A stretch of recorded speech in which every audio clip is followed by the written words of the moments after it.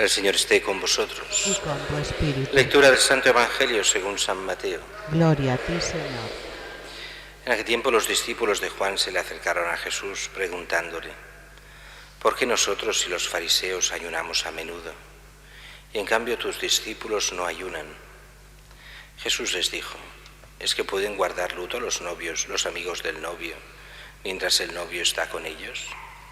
Llegará un día en que se lleven al novio y entonces ayunarán. Nadie echa un remiendo de paño sin remojar en un manto nuevo pasado, porque la pieza tira del manto y deja un roto peor. Tampoco se echa vino nuevo en odres viejos, porque revientan los odres. Se derrama el vino y los odres se estropean. El vino nuevo se echa en odres nuevos, y así las dos cosas se conservan. Palabra del Señor. Gloria a ti, Señor Jesús. Pueden sentarse. Para entender un poco mejor el Evangelio de hoy, tendríamos que haber ido al Evangelio de ayer, pero ayer era la fiesta del apóstol Santo Tomás y nos saltamos el Evangelio que era justo el precedente de hoy, que era precisamente la vocación de Mateo. Mateo el publicano, el que cobra impuestos, está en Cafarnaúm, en la zona de la aduana. Allí hay lo que se cobraba por el paso de frontera entre provincias, la provincia de Perea y de Galilea. Y ahí estaban estos cobradores de impuestos. Llega Jesús y Jesús lo invita a seguirle, todavía no a apóstol, pero a seguirle como si fuese apóstol.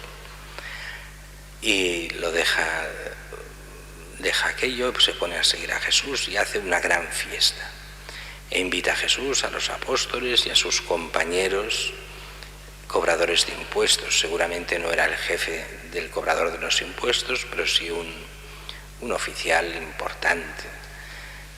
Y organiza esta gran comida. Acabada esta comida, es el momento en que llegan estos fariseos y los discípulos de Juan. ¿Por qué los fariseos y los discípulos de Juan, nosotros? ¿Por qué ayunamos y vuestros discípulos no? Un poco como diciendo: a ver, nosotros estamos de ayuno, vosotros estáis aquí haciendo fiesta, a ver, ¿de qué vais? Hemos de recordar que habían los ayunos obligatorios, que estos eran ayunos que todo Israel hacía y Jesús y los apóstoles hacían. Pero después había un ayuno que era de 2 días a la semana, que era un ayuno devocional, que los fariseos lo hacían y después los discípulos de Juan también lo hacían.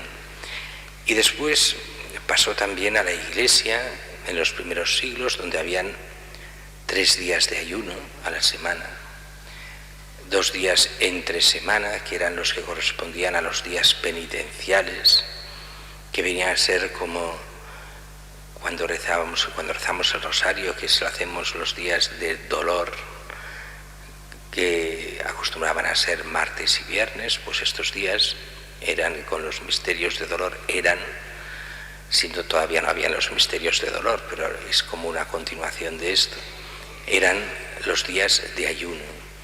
Y después los sábados, que también eran días de ayuno.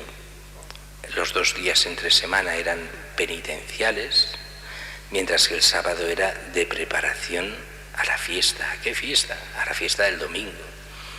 Antes de la libertad religiosa y del domingo fiesta, antes de Constantino, el domingo se trabajaba, así que era el sábado por la noche. Era la gran fiesta y todo el sábado era ayuno para hacer una gran fiesta y un gran banquete semanal después de lo que era la misa, la gran fiesta donde se reunían. Problema: Jesús y los apóstoles no hacen estos 2 días devocionales entre semana, que no eran obligatorios, pero no los hacen. Y los discípulos de Juan y los fariseos, un poco la acusación viene a ser: oye, ¿tú te crees maestro en Israel? Oye, tú te crees una persona de espiritualidad, pero qué desastre haces con tus discípulos. Mira, que no ayunan, que no son gente de espiritualidad fuerte. Oye, que son un poco desastre. Y si los discípulos son desastre, ¿cómo será el maestro? Aunque no se dice en este texto así, en muchos otros textos se queda clarísima esta idea. Y entonces Jesús responde con 3 mini parábolas. La primera es que pueden guardar luto los amigos del novio mientras el novio está con ellos. Llegará un día en que se lleven al novio y entonces ayunarán. Y aquí se refiere a todas las parábolas sobre el reino de Dios, que es identificado a una boda. Y en esta boda el novio es Cristo. Los apóstoles representan los amigos del novio que lo llevaban y que hacían la gran fiesta justo antes ya de la boda, llevando el novio hacia la boda, junto a las vírgenes que también llevaban, otras parábolas sobre las vírgenes también hay. Y estos novios pueden hacer ayuno mientras están en la boda. En la boda es día de fiesta, pero llegará el momento en que matarán al novio, en que se lleven al novio. En este caso Jesús está hablando de su muerte, el día en que se lo lleven, el día en que lo maten. Entonces sí que ayunarán. Y no es que Jesús diga que no al ayuno, es cierto que la Iglesia a lo mejor nos hemos pasado de un extremo a otro en las penitencias, y hoy la Iglesia es poco penitencial. Y de igual que muchos han abandonado el sacramento de la penitencia, han abandonado cualquier tipo de mortificación o de penitencia como era el ayuno.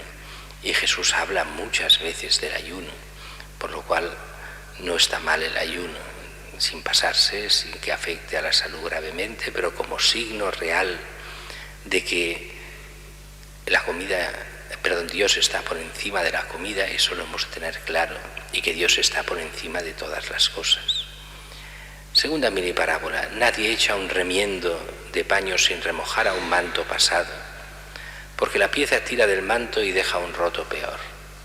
La segunda y la tercera van juntas, porque el significado es el mismo. Tampoco se echa vino nuevo en odres viejos, porque revientan los odres. Se derrama el vino y los odres se estropean. El vino nuevo se echa en odres nuevos, así las dos cosas se conservan. ¿A qué se refiere aquí? Aquí nos está hablando ya de lo que es Antiguo Testamento y Nuevo Testamento, de lo que es la mentalidad de los fariseos y la forma de entender la ley rígida y sin entender lo que hay detrás, o la auténtica interpretación de la ley que es la nueva ley de Cristo. El que sigue a Cristo no se puede quedar anclado ni en el fariseísmo ni en Juan, que solo era la preparación. Quien pasa a ser cristiano, la única ley es Cristo, y la ley de Cristo, y todo el Antiguo Testamento es preparación a Cristo. Pero lo que es normativo es Cristo, lo que nos lleva a la vida eterna es Cristo, el único Señor y Redentor es Cristo. Y cuando solo se ven cosas a hacer, pero no se ve el fondo, cuando se pasa de Cristo, pero lo importante son las formas, como pasa muchas veces en algunas espiritualidades modernas, toda esta mentalidad que hoy están haciendo de la espiritualidad sin Dios, formas, apariencias, pero vacías. Dios no está. Es peor todavía que este fariseísmo del que habla Jesús. Por eso nosotros somos del Nuevo Testamento. No que despreciemos el Antiguo, ni mucho menos, pero reconocemos el auténtico valor del Antiguo, que es la preparación de la humanidad a Cristo por medio del judaísmo. Pero la auténtica verdad es Cristo, nadie más que Él. Y aquí, por eso, no podemos mezclar las cosas con el cristianismo como si todo valiese y fuese lo mismo el antiguo que el nuevo. No, con Cristo debemos estar atentos a Él y a su Iglesia y olvidarnos de lo que viene de fuera y de otra espiritualidad que no sea esa. Cambio de tema, aunque va con el tema de hoy. Los fariseos ayunan, ¿por qué tú no?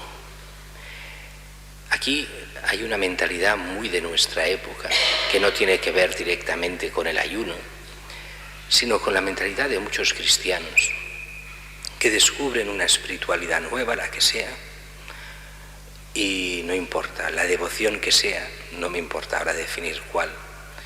Y entonces acusan a los otros cristianos: oye, nosotros hacemos esto, tú no haces esto, así que tú no eres cristiano. ¿Cuántas veces? Bueno, yo solo me he encontrado una vez que me pasase a mí, pero a mucha más gente le pasa. Te vienen alguien, cristianos, y te dicen: oh, tú no eres de este grupo, tú no eres de esta espiritualidad, tú no haces esto y esto. No.